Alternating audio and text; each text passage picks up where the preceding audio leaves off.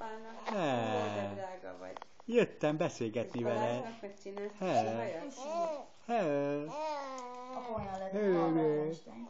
Hey. Ho. Haka. Ki a kicsikém? Mondjad, hogy mi? Ez a. He. Mosolyog.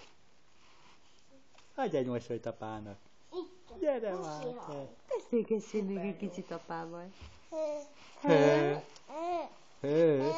nézed, apa, neked ilyen Albert Einstein frizurád lett. Szuper. Gyere Balázs, mosolyogtasd meg. És akkor Aki éppen megy át a 220. Hogy mosolyogsz egyet? Csocsorú. Hogy most nem is nézek oda. A másik irányba menjél, Balázs. Ha belelógsz a fejeddel, akkor nem látszik Mondjál vadonka. valamit. Ez az. Jaj, de aranyos. Kukurikú. Bátyusra örökké mosolyog. Igen. Most megnéztem, hogy... A macit, vagy mit? Ó, érdekes. Hülye minden szépít a bébicit.